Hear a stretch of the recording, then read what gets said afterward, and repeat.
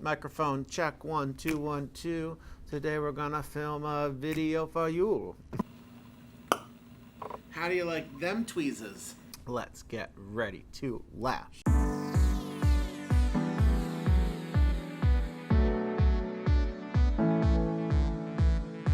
Hey Lash Kings and Queens, it's Zach, your eyelash king, and we're back with another Lash and Learn video.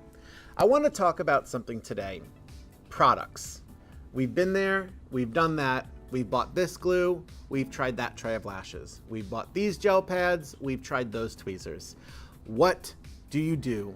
Well, try and find products that work for you. I didn't intentionally mean for that to be a rhyme, but it's the truth.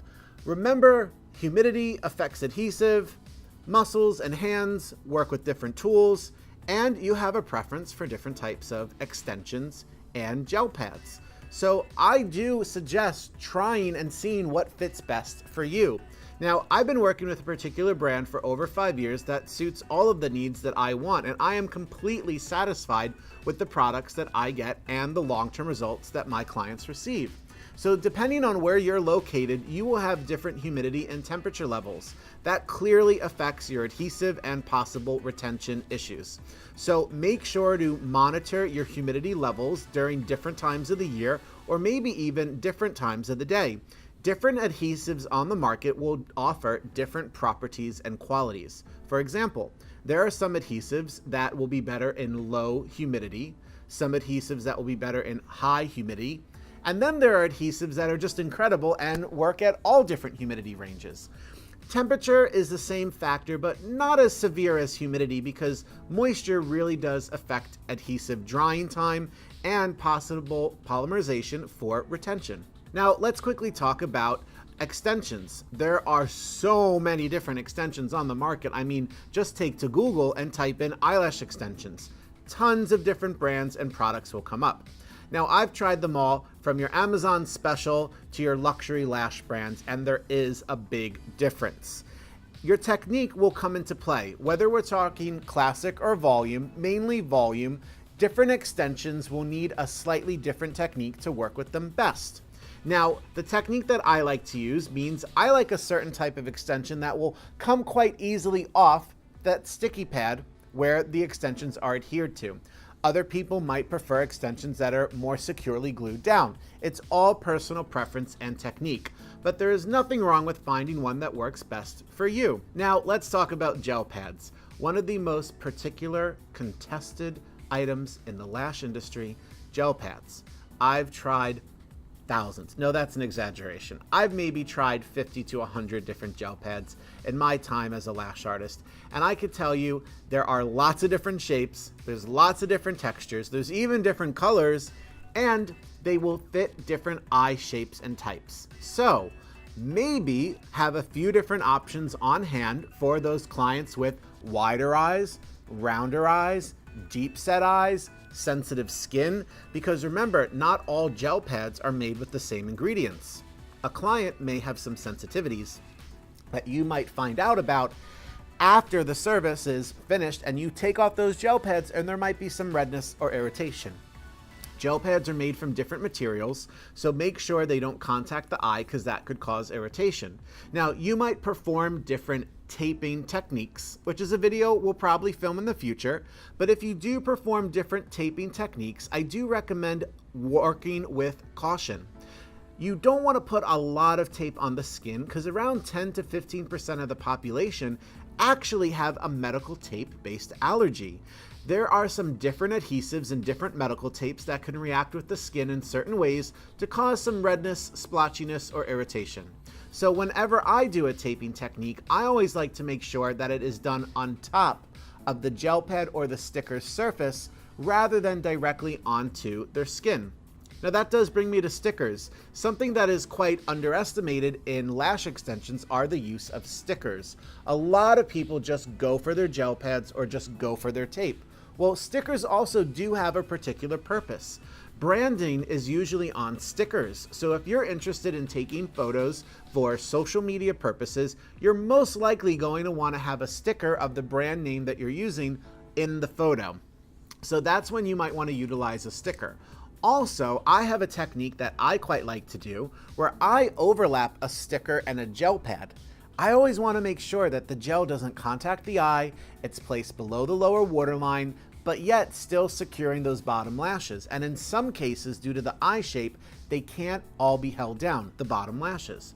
That's where I'll take a gel pad and a sticker and overlap them together. So the sticker is holding down the bottom lashes comfortably, and the gel pad is on the client's skin, giving them that nice cooling effect. And some gel pads even have added benefits such as anti-aging or cooling sensations. Once you find gel pads, tape, or stickers that work well for you, awesome. And don't be shy to have maybe a teardrop shape or a more straighter shape or a more rounded gel pad to suit clients with different eye shapes and types. Let's now talk about one of my favorite items in the lash extension industry, the tools, the tweezers. I am tool obsessed.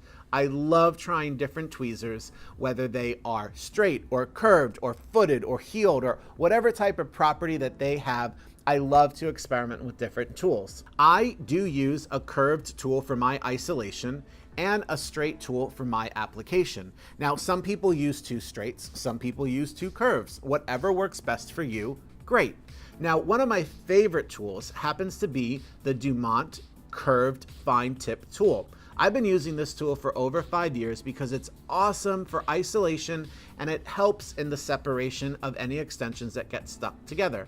So I found the tool that works best for me, but I still love to experiment with different tools just to see the different qualities that they hold. Some tools are made out of different metals, different materials. They have different ways to be properly sterilized. And most importantly, they have a different touch and a feel to the hands. Your hands are your money makers when it comes to lash services. So make sure you invest in high quality tools because trust me, it does make a difference. Try buying a really inexpensive tool from an unknown manufacturer, let's say on eBay or Amazon, and then go to a luxury lash brand and buy one of their best tools. Immediately, you will see the difference in quality, craftsmanship, and design. So make sure to find a tool that works well with your muscle memory and that reduces your hand fatigue because you're going to be lashing all day, every day, and you want to protect those important tools at the end of your hands, your fingers. When it comes to selecting the lash brand that you work with, think of all the different factors that matter to you: shipping costs, different adhesive selections, different types of lashes, or even the education opportunities that they offer. So all of these factors should play a role when you select the right lash brand. But most importantly, always take time to practice and perfect your skills because you could use an incredible adhesive, some of the most expensive, well-made tools on the market, and really high quality extensions, but you're not seeing those good long-term results. And that might be down because they're not all communicating and working well with each other. Some lash brands do have an awesome adhesive and an excellent set of extensions that work well together. They're just produced to be used in harmony. And I do find that's the case. When I usually find a really good adhesive and a really good extensions, they tend to come from the same company. But there is nothing wrong with experimenting and mixing and matching. Maybe don't do that experimenting on a paying client, but try it out on a family member, a friend, or a coworker. And that's a great way to test the outcome. See what the retention was like, see if they were comfortable wearing these different products, and see how happy you were with the price point to the profit of the service. I love lashing. I'm sure you love lashing. That's probably why you're watching this video. But if you've never lashed before and you're curious to what I'm talking about, there are so many educational opportunities out there to become a lash artist. And I spoke about this in a previous video, so I'll leave those links below. And if you'd like to hear more videos like that, make sure you subscribe and click the bell button so you get notifications when I post new videos. I'm trying to post videos every week for you to enjoy. So please keep coming back for more Lash and Learn videos. And as always, lots of love from the Eyelash King.